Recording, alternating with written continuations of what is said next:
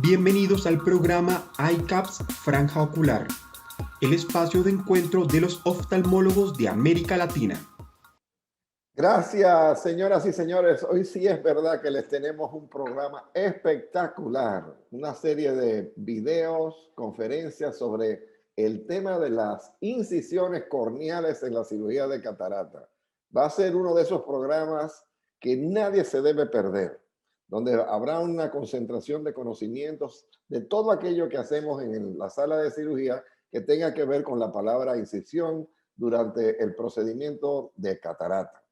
Gracias por estar con nosotros en este iCap, su franja ocular. Y recuérdense que nuestra mayor intención es que ustedes aprendan, que se actualicen, que se mantengan al día y que tengan los conocimientos necesarios para cada día ser un mejor oftalmólogo, un mejor profesional y que se beneficien sus pacientes de estos conocimientos que adquiere a través de franja ocular. Entrevista en iCaps Franja Ocular. En el día de hoy quisiera compartir con ustedes esto que es el tema de las incisiones corneales en la cirugía de catarata. Saben que la incisión perfecta es una incisión que se coapta, que no necesita sutura. Fíjense que los bordes tienen que ser del mismo largo.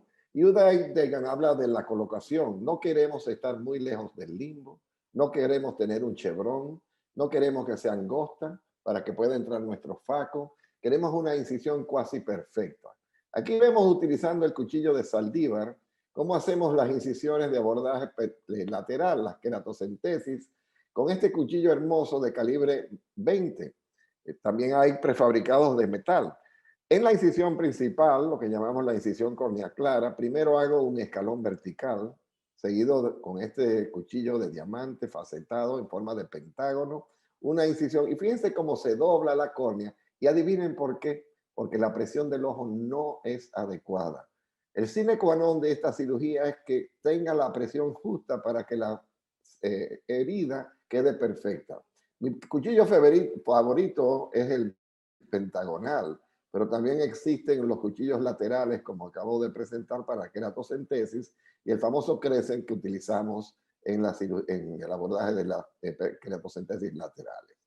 Aquí vemos un caso donde casualmente la incisión es demasiado angosta.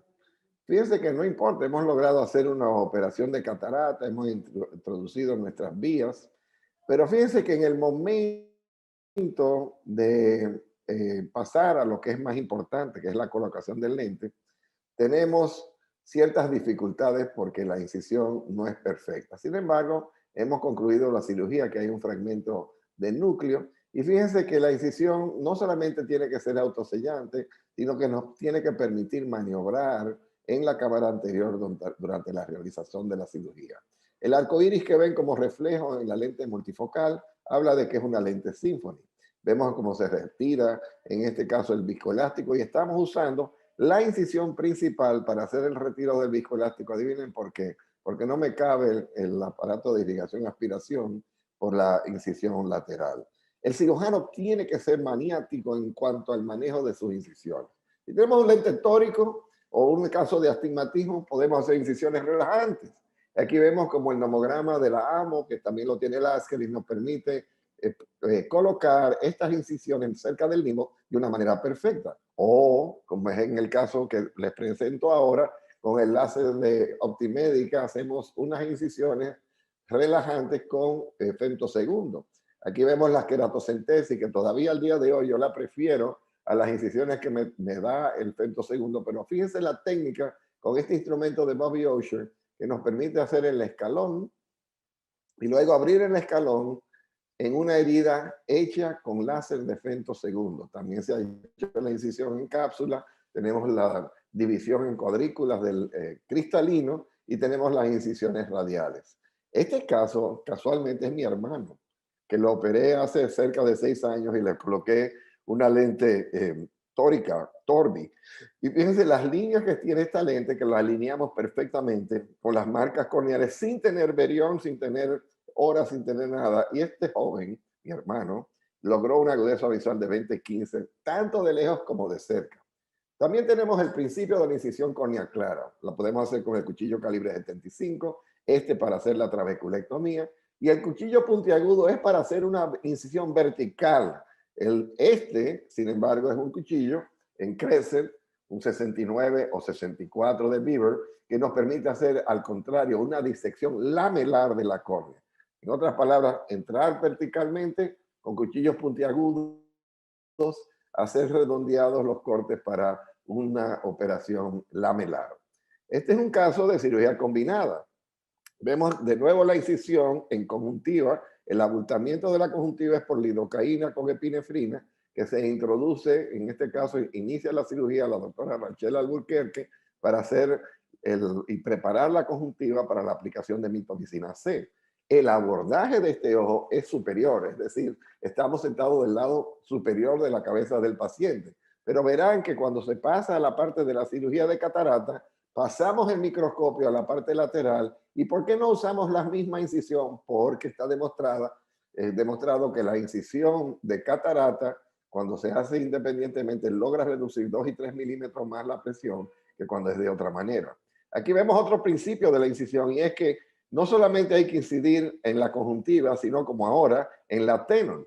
Y esta repetición de lo que es la herida vertical, que la vamos a reproducir en vivo, recuérdense, es una cirugía que crea una escotilla escleral que se va a convertir en la válvula de filtración, en este caso de cirugía combinada de catarata y glaucoma.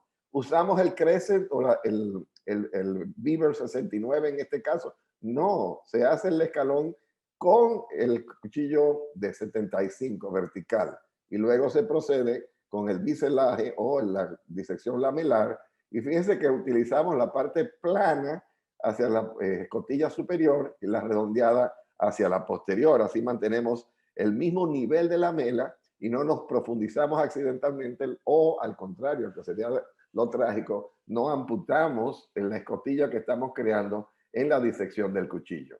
El asistente está secando porque queremos cortar justamente con alta magnificación, y recuerden, se aumente la magnificación cuando está haciendo la escotilla para que pueda ver estas uniones que son perfectamente cortadas y disecadas en forma lamelar por este cuchillo 69 de Beaver. Fíjense que pasamos el microscopio ahora a la región temporal. A la derecha están viendo la incisión de la trabeculectomía, se hizo la catarata, se colocó el lente, y luego de bajar la pupila con Miostat para que se pueda realizar la colocación para cerciorarse de la colocación del lente y permitir la iridectomía, volvemos a darle la vuelta al microscopio y aquí vemos cómo se coloca la herida de 10-0 nylon, que es con 2 vueltas, primero seguido por una y luego por otra, de manera tal que sea fácil enterrar el punto. Porque no queremos filtración a través de esta incisión, queremos que toda la filtración salga a través de la escotilla que ahora vamos a crear.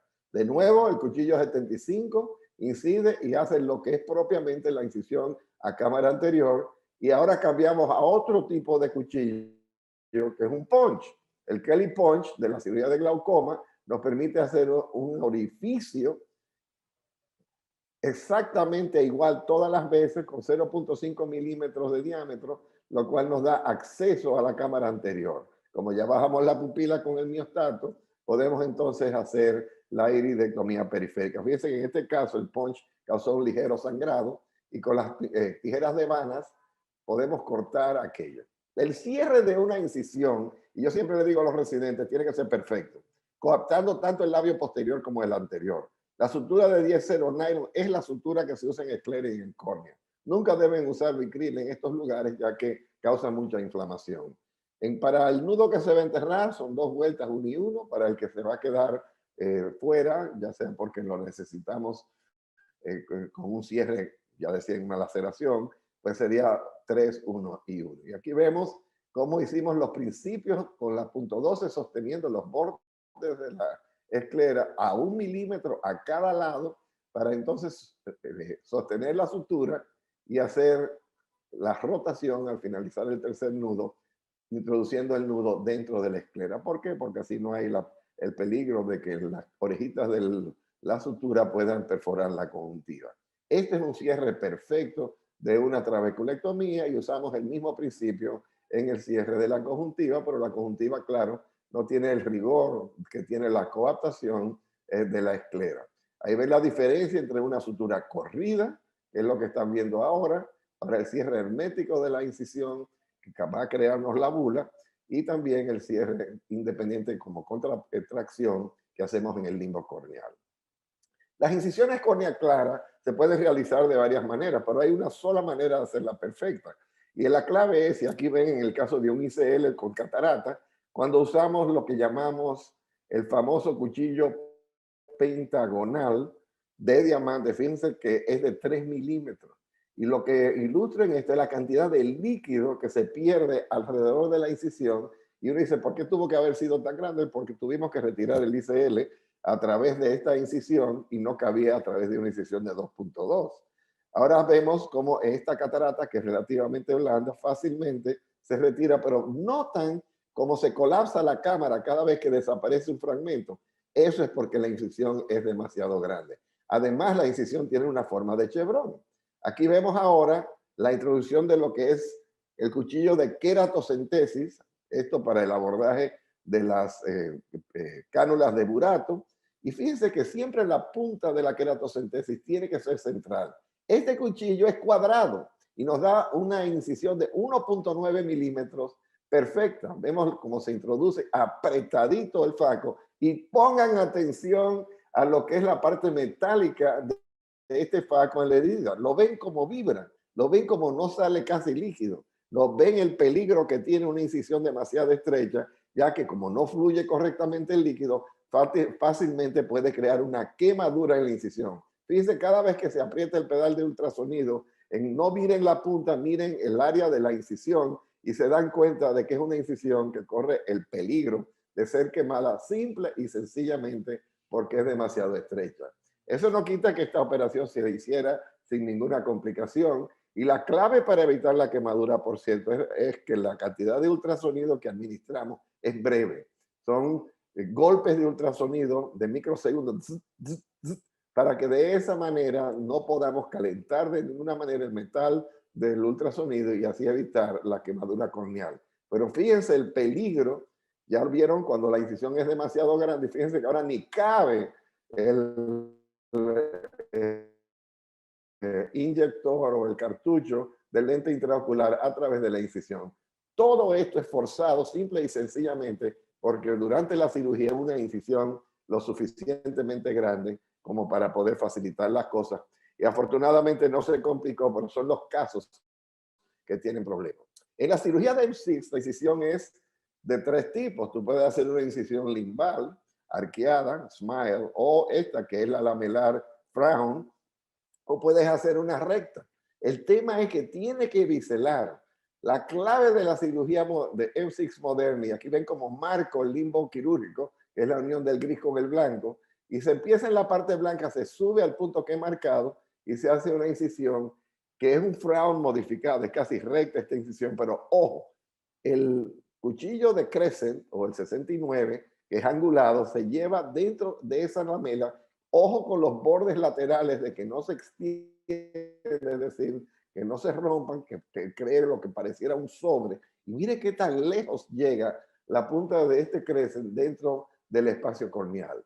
Fíjense que la clave del éxito acá es que la incisión sea lo suficientemente grande para que salga el núcleo de cristalino. Pero fíjense cómo brotó el iris o sopló el iris simple y sencillamente porque la incisión no es autosellante. Estas incisiones tienen que ser autosellantes y luego les voy a mostrar lo que nos ocurría antes cuando hacíamos la extracapsular con una incisión en forma de sonrisa o smile, la cual entonces sí era propensa al prolapso del iris e inclusive a la pérdida de vitrio en estos casos. Este caso terminó con 20-25 de visión, protegieron. Ahora vean lo que era un caso con presión vítrea y una incisión, y fíjense que es un video antiquísimo, miren la calidad de filmación. Estoy usando tijeras que ustedes nunca habían visto en cirugía corneoescleral, porque eran las tijeras para crear un bisel con la tijera, pero no bien hago la herida, noto que el vitrio está soplando, el iris se me está prolapsando, yo estoy como un niño holandés aguantando en el dique este iris, no lo suelto por nada del mundo, pues si lo suelto, miren lo que pasa, inmediatamente se prolapsa el iris.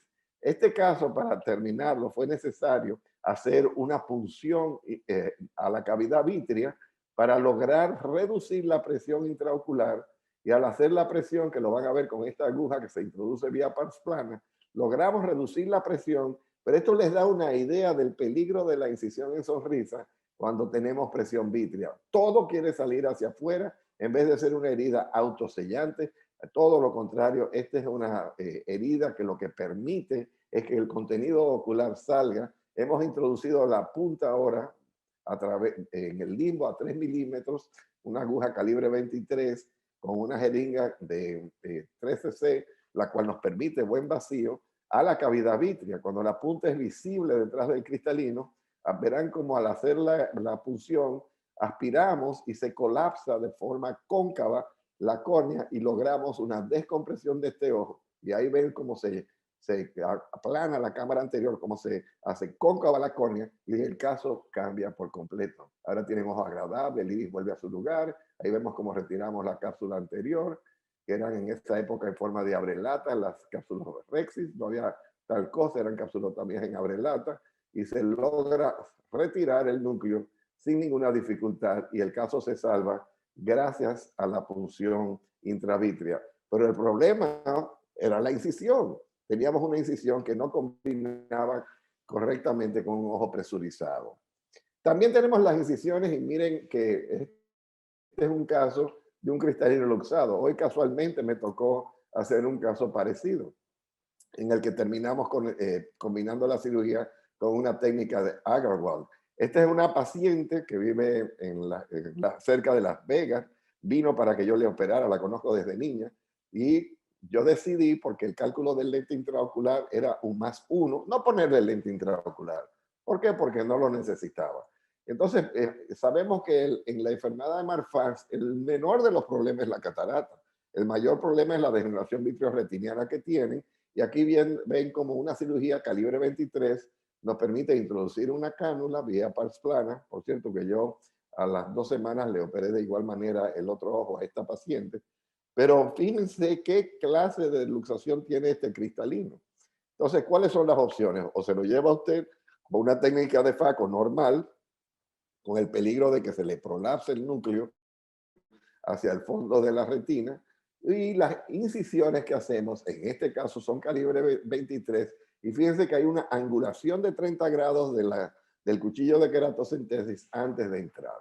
Cuando hacemos incisiones limbales es todo lo contrario, y fíjense que yo trato con la aguja de hacer una cápsula Rexis, y es tan poco la cantidad de zónula que tengo que poner mi luz de fibra óptica detrás del núcleo para sostenerlo, para que no se me hunda hacia la cavidad. Pero como era una joven, realmente el vitrio, perdón, el cristalino era prácticamente eh, eh, un taco slurp, era una gelatina. No teníamos que utilizar casi ultrasonido para eliminar esto. Esto les da una idea de lo que hubiera sido tratar de hacer esto solamente vía anterior, y aunque estamos utilizando la incisión de FACO, preparándonos para un cristalino duro, en este caso en un cristalino blando, la aspiración fue muy sencilla. Aspirado el cristalino, pasamos a la cavidad vítrea, y haciendo uso de la fibra óptica y el vitriófago, hacemos una limpieza compulsiva llegando a la hora cerrada de este ojo que era altamente miope. En el ojo izquierdo de esta paciente había además desgarros en la retina posterior con velos. Vemos aquí la depresión escleral, eliminando el vitrio que está cerca de la hora cerrada, y se le dio láser a las áreas donde veíamos que la retina estaba muy adelgazada de manera profiláctica.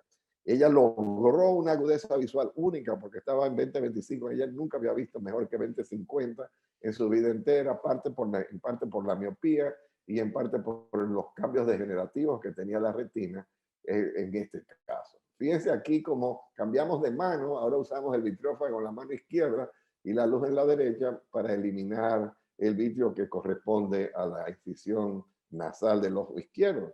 Esto pudiera ser igual para el ojo derecho. Siempre cambiamos de mano durante la vitrectomía para lograr eliminar tanto el vitrio que está nasal como el que está temporal. Esta niña, como les dije, no necesitaba lente intraocular porque el cálculo con la fórmula de Barrett daba una dioptría. Y para usar una lente intraocular que hubiera tenido que pasar otra media hora tratando de colocarlo y anclarlo en el surco, preferí simple y sencillamente dejarla afáquica con su corrección de gafas de apenas +1 en el periodo postoperatorio. Ella estaba feliz. ¿Qué pasa cuando tenemos una catarata con incisiones de queratotomía radial? El principio es que no debe cruzar las incisiones radiales. ¿Por qué? Porque entonces se abren, se hacen triángulos y pierde la intensidad. ¿Qué pasa cuando queremos hacer incisiones relajantes? Ven aquí las incisiones cerca del limbo con un cuchillo precalibrado diseñado por el doctor Ahmed para crear eso. Pero también las podemos hacer con el láser de femtosegundo. Y aquí vemos una animación digital de la precisión con la cual el láser puede hacer esta incisión. Ya lo vimos al principio. Y fíjense con el gancho de Osher cómo rompemos las adherencias de esta incisión. Y entonces procedemos a la lamela. Así debiera quedar la incisión con el cuchillo, pero no hay quien lo pueda hacer con tanta precisión como la hace del láser. Lo otro es que, y Uday Degan hace hincapié en esto, busque los vasitos sanguíneos del limbo y empiece su incisión ahí. No quiere una incisión angosta, quiere una incisión profunda que llegue a lo posterior y quiere utilizar este tipo de cuchillo. Miren esto, que nunca lo pensamos. La incisión tiene que permitirnos abordar la patología de manera acorde. Aquí tenemos un lente que está centrada la óptica, pero el áptico no había manera de que se nos quedara dentro del saco capsular. Lo empujamos con el Sinski, abrimos la cápsula y adivinen qué, volvía otra vez a salir del saco capsular. ¿Qué decidimos? Bueno, cortarlo, porque teníamos apoyo ya y sellado la parte óptica. Y fíjense que como estamos diagonal, tuvimos que ayudarnos con una pinza y una tijera. Una sostiene el áptica, la otra sostenía la tijera y retiramos este áptico sin ningún problema. La angulación a 90 grados una de otra es fundamental para que esta incisión funcione. Este caso nunca tuvo dislocación y fíjense al otro día cómo quedaba. Señores, en resumidas cuentas, la incisión de la catarata es fundamental para lograr una operación exitosa. Deben ser cuadradas, cerca del limbo, no muy corneal para evitar el astigmatismo y deben de ser autosellantes. Y vieron lo que pasa cuando es muy grande o es muy pequeña, que perdemos la cámara, o cuando no podemos introducir el lente intraocular. También podemos ver lo que ocurre cuando es muy grande. Cuando es muy grande se pierde la cámara porque se pierde la infusión. Cuando es muy pequeña todo se complica porque no caben los instrumentos. Espero que esta conferencia les haya sido útil. Yo sé que muchas de las imágenes que vieron pasaron rápido, pero para eso vamos a tener el foro de residentes hoy, simplemente para hablar de las incisiones. Muchas gracias. Foro de residentes en ICAPS, franja ocular. Muy buenas, mi nombre es María Gabriela González, residente de segundo año del Hospital Dr. Elías Santana. Tengo el honor de darles la bienvenida a este segmento Foro de Residentes, pero no sin antes agradecer a un gran maestro, al doctor Valle. Siempre es un honor y un privilegio poder escucharlo y aprender de usted. Con nosotros hoy tenemos a los residentes de tercer año de nuestro hospital que estarán compartiendo, interactuando con el doctor Valle sobre este magistral video que acabamos de ver. Les doy la palabra, adelante. Buenas a todos, mi nombre es Hugo Rodríguez, residente de tercer año. Primero que nada, doctor, muy interesante, muchas gracias por su conocimiento. Tengo una pregunta. Entonces, imaginemos que hacemos la incisión principal y no queda valvulada, sino uniplanar. Sabemos que puede complicarse la cirugía de ahí en adelante, que salga el iris. ¿Qué usted hace en ese caso? ¿Usted cierra y hace otra o sigue trabajando con esa incisión? Bueno, viste en la imagen que la incisión perfecta tiene tres características.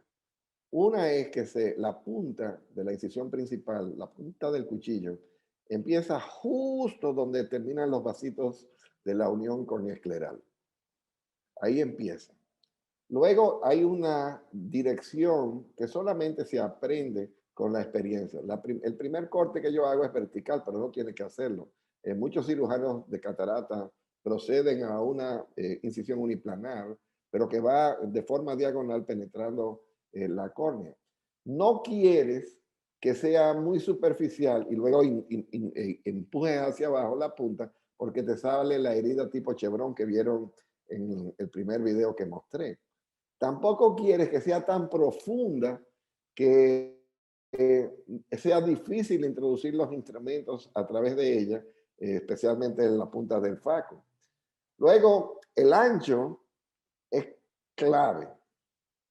Ustedes están, en cierto sentido, consentidos por el uso del centurión, que tiene sensores en la punta y no permite colapsar la cámara anterior. Pero las máquinas de faco que teníamos antes, el Infinity, por ejemplo, si usted no hacía una herida perfecta, cada vez que usted pisaba el pedal de aspiración y creaba el vacío, se colapsaba la cámara. Y la razón era que al ser muy grande la incisión, por ejemplo, 2.75 milímetros es muy grande, el líquido que entraba con la manga de infusión salía por la herida.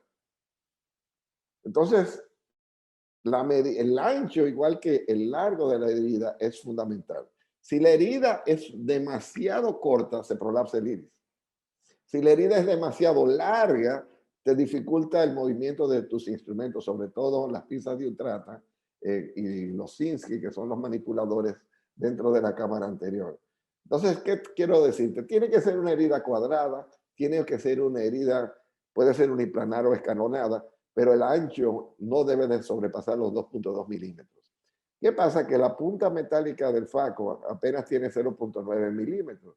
Y si tú le agregas la manga a cada lado de medio milímetro, eso te da justamente los 1.9, que es lo que tú necesitas para poder hacer una emulsificación segura.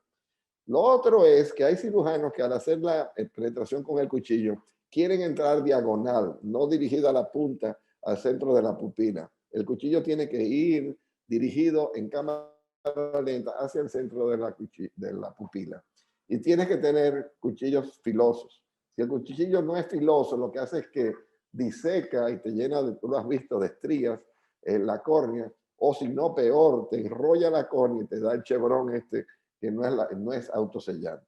La meta ulterior y final es que sea autosellante la herida. Y por eso es que el crear, tanto en las queratocentesis como en la herida principal, una herida perfecta es fundamental.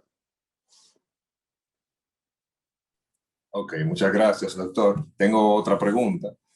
En el caso de que la incisión sea estrecha, sabemos que puede haber una quemadura de la incisión. A la hora de finalizar la cirugía, ¿usted la hidrata de sobremanera para que selle o usted como quiera se asegura y da la sutura? ¿O no lo hace? Bueno, si la herida es pequeña, y pequeña quiere decir menos de 2 milímetros para mí, te vas a dar cuenta inmediatamente al momento de inyectar salina por la queratocentesis, ella misma se hace autosellante. Si tienes duda, con una esponjita de Weck puedes verificar que no está escapándose nada. Digamos que tiene todavía un Seidel, que tiene un escape. Cuando le haces la prueba con la esponja de Weck, pues tú puedes hidratarla. Y tú la hidratas como si fuera un sobre a los dos bordes del sobre laterales, uno superior y otro inferior, y luego haces una hidratación del estroma. Ojo que durante la hidratación del estroma, y yo lo he visto, el que no entiende que no puede ser demasiado agresivo con la hidratación puede desprender el Desemet. Y yo he visto desprendimientos de Desemet en una cirugía perfecta, simple y sencillamente por una hidratación mal hecha. Entonces, el hidratarlo para mí es rutinario. Yo hidrato todas mis heridas. La literatura, cuando la lees, te dice que la hidratación lo que dura es media hora.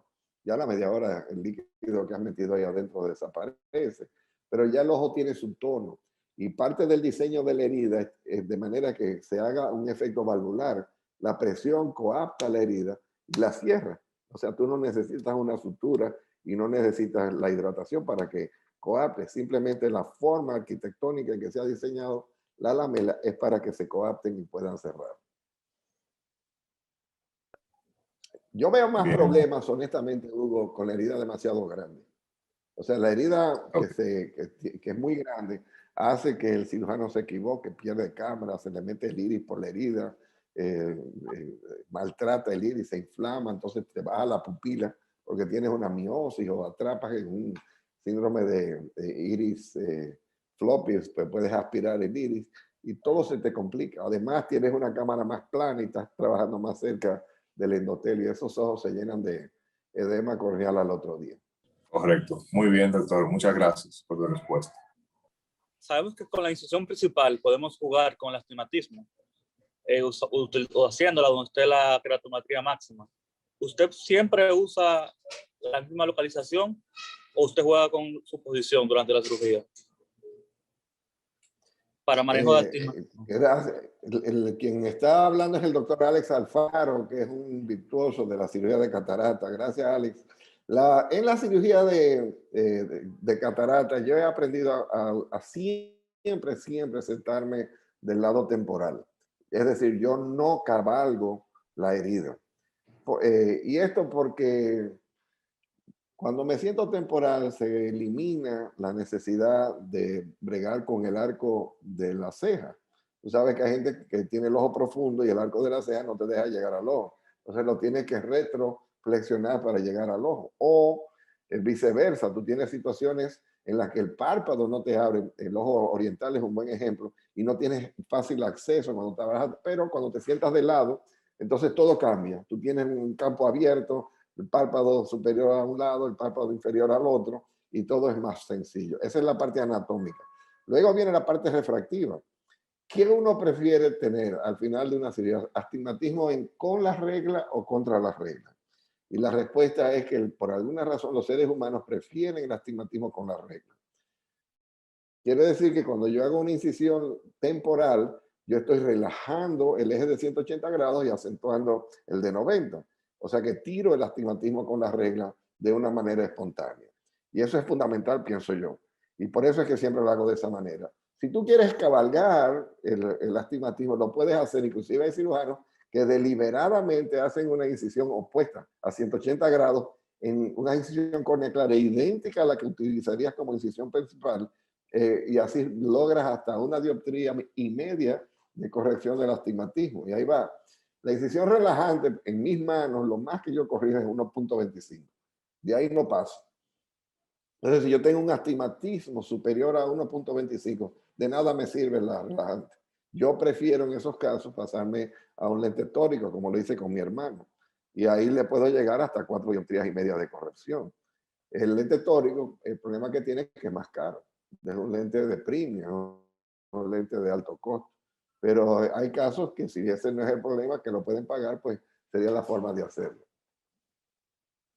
Ah, por cierto, cada cirujano tiene una constante en cuanto a inducir el astigmatismo.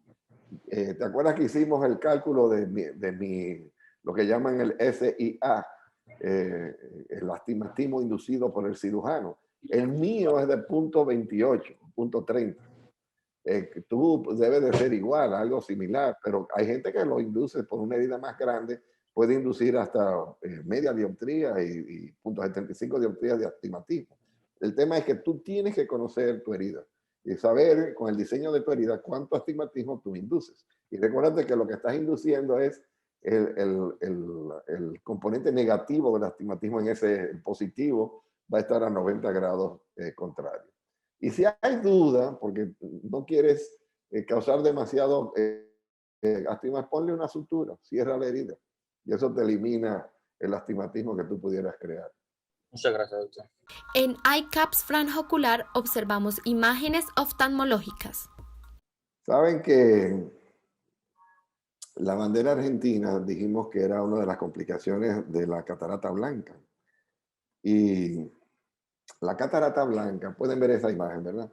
La catarata blanca es una catarata que tiene una tensión dentro de su cápsula superior a lo que hay en los compartimientos aledaños, sea cavidad vítrea y cámara anterior. De manera que cuando incidimos en la cápsula anterior, de repente hay una explosión, le podemos llamar una implosión, es decir, la presión dentro del saco capsular excede la presión que hay en la cámara anterior. Y por eso el doctor Blanco, que fue quien describió la blancopunción, habla de la importancia de que la blancopunción se haga con un sistema cerrado. Y el estudio de investigación del doctor Hugo Rodríguez, que hizo como tesis este sábado, hablaba del uso del láser de YAG para hacer una perforación en la cápsula anterior. Eso permitía que ese orificio drenara la corteza licuada que hay dentro del saco capsular, y de manera que cuando a los 15 minutos se hacía la cirugía, en vez de ser un saco tenso a punto de explotar, se convertía en un saco desinflado. Pero lo que yo les voy a presentar ahora es cuando pasa lo que va a pasar, es decir, te ocurre una punción, y este es un caso combinado de catarata y glaucoma. Sabía de antemano que tenía una catarata hipermadura, y fíjense que lo que iba a hacer era aspirarlo con el faco. ¿Y qué va? Con simplemente colocar el viscoelástico, la incisión, que era una punción, se me fue hacia la zona periférica. ¿Cuál fue el error? La incisión otra vez. Si yo hubiera hecho esto a través de una blancopunción de córnea clara, hubiera sido distinto. Pero yo no me doy por vencido. Aquí ven cómo, usando mis ultratas tradicionales, voy al sitio donde se inició la incisión, y en ambas direcciones hago una cápsulorhexis. Claro, ya no puede ser una cápsulorhexis continua, porque tengo una incisión radial, pero la llevo en este ladito hacia la incisión radial y atrapo el otro lado de la rexis y logro lo mismo. Entonces tengo una catarata que sabemos que es relativamente blanda. Miren cómo llevo la cápsulorhexis hacia la incisión radial, y yo estoy realmente en territorio seguro, porque esa incisión radial no pasó del ecuador.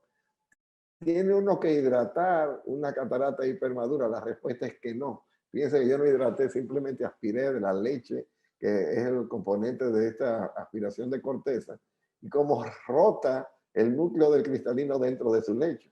Ustedes verán cuando haga la hidrodisección que era innecesaria. Esto ya estaba flojo dentro, era casi como una melcocha lo que tenía, más que una catarata. Y son casos que muchas veces, y hoy me pasó en el caso que les mencioné que tenía luxado, que uno podía hacer prácticamente una facoaspiración, no una facoemulsificación como lo hacemos normalmente. Ojo que cuando manejamos cataratas blancas, el uso del tripán azul es obligatorio. ¿Por qué? Porque no hay contraste cuando no usamos el tripán entre la cápsulorhexis y el blanco, que es el fondo que nos produce esta catarata. Y aquí vemos que ni siquiera usando la segunda mano para ayudarnos, este cristalino de una forma sencilla y fácil logra salir por completo. Y hablar de una buena incisión, esta incisión es perfecta, aunque sale un poquito de líquido, esa cámara anterior no se mueve. Yo estoy usando un equipo Signature para hacer la cirugía de facoaspiración, y logramos prácticamente eliminar toda la corteza con la punta del faco. Lo que nos va a quedar para el burato o para las cánulas bimanuales va a ser muy poca cosa. ¿Se extendió la rexis? Mírenla acá. No, no se extendió. Y la razón es que hay un principio en donde están las zónulas que impiden que esto pueda extenderse más allá de donde debe haber. Entonces, esta es la manera de manejar la complicación de cuando hacemos una incisión radial. Algunas veces no tenemos con qué iniciar la incisión para ir en ambas direcciones, y podemos introducir las tijeras de vanas o las micro tijeras de MST para hacer el corte en la dirección opuesta. Pero salimos ilesos de este caso, pudimos colocar un lente intraocular, y es una demostración de que no todo está perdido cuando tenemos una bandera argentina. Muchas gracias. En iCaps Franja Ocular conoce las noticias de última hora. Para noticias de última hora, me complace sobremanera darle un preámbulo de lo que fue nuestro sábado gigante esta semana que concluyó, que es el sábado cuando todos mis residentes, y son 24, presentan sus trabajos de investigación, serían como sus trabajos de tesis. Y claro, nosotros como jurado, la facultad, y somos 37 miembros de la facultad, premiamos los mejores trabajos. Este año salió ganador con el mejor trabajo de investigación el doctor Joaquín Sosa Jr., hijo de uno de nuestros miembros de la facultad, con un dispositivo genial, un invento que yo le voy a permitir a él que abra su cámara y nos diga en qué consiste, pero sepa el mundo entero que Joaquín Sosa Jr. ganó el primer premio con el mejor trabajo de investigación del Hospital Dr. Elías Santana. Muchísimas gracias, doctor, por la presentación y gracias al equipo de ICAPS por haberme invitado a compartir un poquito de lo que fue este sábado, y este fue el dispositivo que nos llevó a la victoria en el Congreso de Residentes del Hospital Elías Santana. Básicamente es un dispositivo hecho de un polímero termoplástico. Eso quiere decir que a altas temperaturas es maleable. Puede estar hecho de muchas cosas, de nylon, de polipropeno, de polietileno, en una impresora 3D.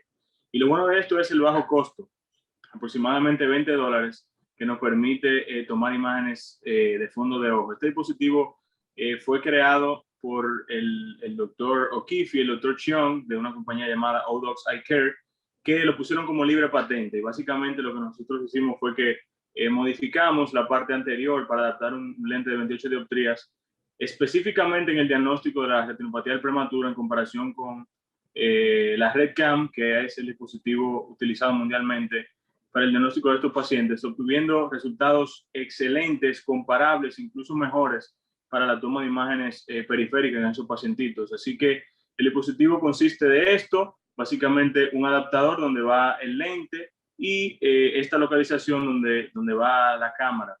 Importante mencionar que la luz y la cámara deben ser coaxiales, como ven en este teléfono. Y básicamente usted con su lente y con su teléfono celular puede tomar imágenes de fondo de ojo. Y aquí hay un pequeño ejemplo. Así que estamos muy contentos con los resultados y esto ha sido todo. Muchas gracias por darme la oportunidad.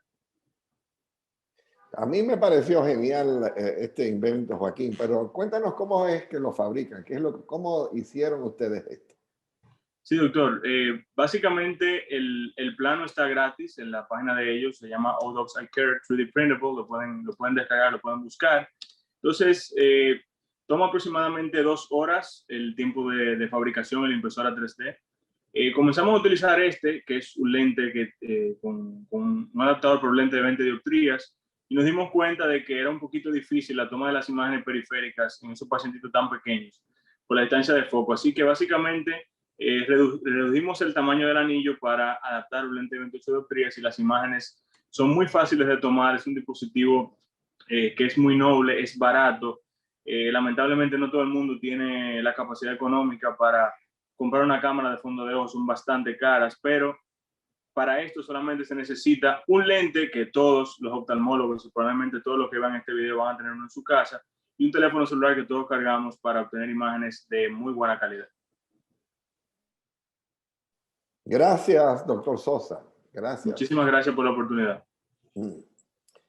Pues con esto, señoras y señores, concluimos nuestro programa.